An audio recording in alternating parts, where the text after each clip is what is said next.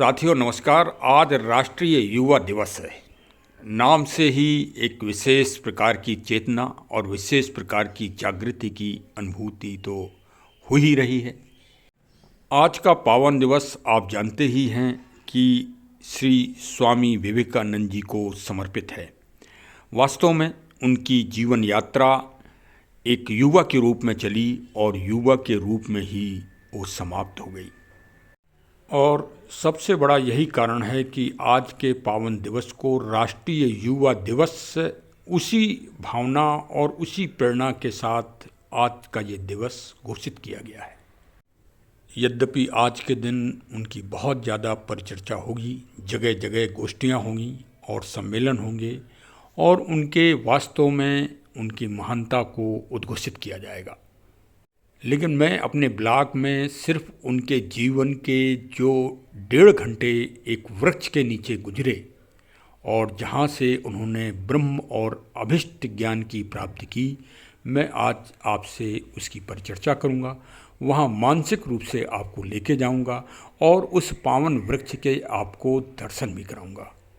स्वामी जी जब विदेशों में, विशेषकर संयुक्त राज्य अमेरिका आदि में भ्रमण और विशेष गोष्ठियों में शामिल होने के बाद जब उनको थकान का अनुभव होता था, तो ऊर्जा को प्राप्त करने के लिए वो हिमालय की तलहटी में आया करते थे और कभी जो है नैनीताल वाली साइड में, अल्मोड़ा वाली तरफ, या कभी जोशीमठ की तरफ वो विचरण करते थे तथा वहाँ पर कई कई महीने तपस्या किया करते थे। ऐसा ही एक स्थान है काकड़ी घाट, जो नैनीताल से जब अल्मोड़ा के लिए चलते हैं तब वो रास्ते में पड़ता है और वहाँ पर है पीपल जी का एक वृक्ष। वर्ष 1890 में वहाँ उनके शिष्य श्री अखंडानंद जी निवास कर रहे थे और उन्होंने एक वहाँ पर छोटा सा मठ बना रखा था। उनको स्वामी जी श्री गंगाधर के नाम से भी बुलाते थे, प्यार से। तो वहाँ पर वो स्वामी जी रुके और करीब 2 महीने उनका प्रवास लगातार एक ही स्थान पर रहा। अगस्त का माह था, प्रातःकाल ब्रह्म मुहूर्त में मौसम बहुत ही सुहावना था और श्री स्वामी विवेकानंद जी प्रतिदिन की तरह अपनी तपस्या में पीपल जी के वृक्ष के नीचे करीब 1.5 घंटे तपस्या में लीन रहे। जब तपस्या कर कर उठे तो वो अपने प्रिय शिष्य अखंडानंद जी के पास आए, जिनको प्यार से वो श्री गंगाधर कहकर संबोधित करते थे, और उन्होंने कहा कि गंगाधर, आज तो पीपल के वृक्ष ने उस महान समस्या को और उस महान दर्शन को साकार कर दिया, स्वयं जैसे साकार किया हो कि विश्व ब्रह्मांड और अणु ब्रह्मांड दोनों के एक ही नियम हैं और दोनों एक ही नियम से प्रतिपादित हैं, जिसको समष्टि और व्यष्टि के दर्शन के नाम से जाना जाता है। और स्वामी जी ने कहा कि आज उसका सारा रहस्य पीपल जी के वृक्ष ने हमको साकार कर दिया, जैसे पीपल स्वयं बोल रहे हों। श्री स्वामी जी ने पीपल वृक्ष से प्राप्त ज्ञान को सिर्फ श्री अखंडानंद से कहा ही नहीं है, बल्कि उनकी व्यक्तिगत डायरी में अपने हाथ से, अपने हस्तलेख से ये टिप्पणी स्वयं लिखी है, जो आज भी यथास्थिति में उस मठ पर मौजूद है। पावन वृक्षों का दर्शन इतना महान है कि चाहे महात्मा बुद्ध जी हों, चाहे महावीर जैन जी हों, और चाहे शंकराचार्य जी हों, और चाहे स्वामी श्री विवेकानंद जी हों, सबको ज्ञान की प्राप्ति वृक्षों के नीचे से ही हुई है। लेकिन हम लोग अनभिज्ञ और अंधकार में वातावरण में अपने आप को, अपनी शक्तियों को, अपनी दिव्यता को, वृक्षों के महत्व को दिनों दिन भूलते जा रहे हैं और चमत्कार के चक्कर में पड़े हैं, आधुनिकता के चक्कर में पड़े हैं और अविज्ञान से प्रभावित होते जा रहे हैं तथा पाश्चात्य दर्शन को, जिसका कोई आधार ही नहीं है, जिसका मूल नहीं है, जिसका मूल नहीं है वो आपको प्रभावित कैसे कर रहा है?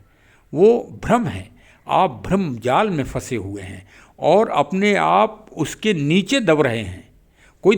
आपको कोई दबा नहीं रहा है, आप स्वयं मानसिक रूप से दबते चले जा रहे हैं। अरे स्वामी जी का महान स्लोगन, महान विचार यही तो है कि उठो, जागो और अपने लक्ष्य की तरफ बढ़ो। लक्ष्य तो यही है कि ज्ञान की प्राप्ति करो और गुलामी की मानसिकता को उखाड़ फेंको। यही सबसे बड़ा उनका आदर्श है और यही सबसे बड़ा प्रेरणा और मोटिवेशन है। पीपल के पावन वृक्ष से वार्ता और ज्ञान प्राप्त करने के बाद और उसी के बाद श्री स्वामी विवेकानंद जी ने प्रकृति, आत्मा और ईश्वर के ऊपर एक महान सिद्धांत का प्रतिपादन किया जो एकदम अखंड और ब्रह्म की शक्ति का आभास एक साधारण मानव को भी करा सकता है यदि आदमी तल्लीनता के साथ और ज्ञान और रुचि के साथ उस महान सिद्धांत का अध्ययन और परिशीलन करे। यद्यपि मैंने काफ़ी प्रयास किया कि कहीं कोई ऐसा दिव्य वृक्ष की जानकारी हो जो श्री स्वामी जी ने स्वयं लगाया हो, लेकिन उसकी जानकारी नहीं हुई। हाँ, उनका प्रकृति का महान जो उनकी रुचि थी प्रकृति में, पेड़ पौधों के संरक्षण में, उसका साकार रूप आप बेलूर मठ कलकत्ता में जाकर देख सकते हैं, जो 1887 में स्वयं स्वामी जी ने बेलूर मठ की स्थापना अपने गुरुदेव जी के नाम से कराई थी।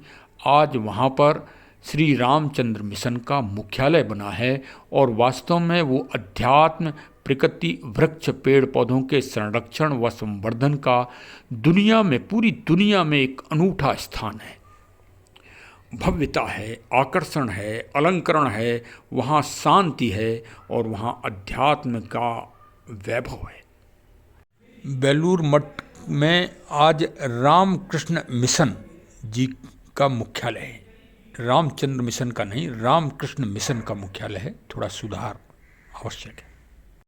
यद्यपि काकरी घाट एक गुमनाम के रूप में है, बड़े बड़े स्थानों का जागरण हो रहा है, जागृति हो रही है, लेकिन जो मूल स्थान है वो गुमनामी में है। उत्तराखंड सरकार को, भारत सरकार को काकड़ी घाट पर पीपल के वृक्ष का संरक्षण करवाना चाहिए और वहाँ पर एक प्रतीकात्मक दिव्य चिन्ह स्मृति में, श्री स्वामी जी की स्मृति में अवश्य ही निकट भविष्य में बनवाना चाहिए, जिससे देश के समस्त युवा एक जागृति वहाँ से प्राप्त कर सकें, चेतना प्राप्त कर सकें और दिव्यता प्राप्त कर सकें और प्रकृति के साथ अध्यात्म का समागम हो सके, जो एक संपूर्ण विश्व में ये पताका फहराई जाए।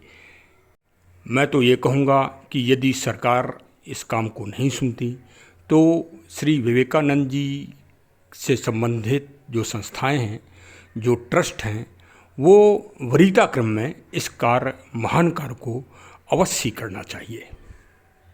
क्योंकि यदि पीपल के वो दिव्य वृक्ष इस भारत में अगर मौजूद रहेंगे तो दूसरे विवेकानंद जी भी पैदा हो सकते हैं, लेकिन यदि पीपल, बरगद और जामुन के देव वृक्ष अगर भारत से समाप्त हो गए तो स्वामी विवेकानंद और महात्मा बुद्ध फिर भारत में नहीं होंगे। यह भी एक निर्विवाद सत्य है। तो प्रकृति का और पेड़ पौधों का, विशेषकर पीपल, बरगद, बट वृक्ष, बेल वृक्ष, इन दिव्य वृक्षों की रक्षा सब जन जन को करना ही होगी। सरकार करें या न करें, सरकार की स्थिति तो आप देख ही रहे हैं। जोशी मठ की स्थिति कितनी दयनीय और विकराल हो रही है और वहाँ के नागरिक त्राहिमाम कर रहे हैं वर्तमान व्यवस्था से। वो जोशी मठ की प्राकृतिक विपदा नहीं है, वो मानवीय विपदा है, मानवीय त्रासदी है और वो इस 2023 का एक प्राकृतिक कलंक भी दिख रहा है कि किस तरह से हमारी प्रकृति तत्वों का, पर्वतों का, नदियों का शोषण किया गया है, उसका ये प्रतिफल है। तो चलिए स्वामी विवेकानंद जी का प्रतिपादित प्रकृति सिद्धांत पूरी दुनिया में फैलना चाहिए, तभी अध्यात्म के साथ प्रकृति का संरक्षण व संवर्धन होना बहुत ही आवश्यक है। चलिए, आज बहुत बहुत आप सभी को धन्यवाद कि आभार कि आपने हमारे ब्लॉग को सुना और सभी को फॉरवर्ड भी करने का प्रयास करें। धन्यवाद।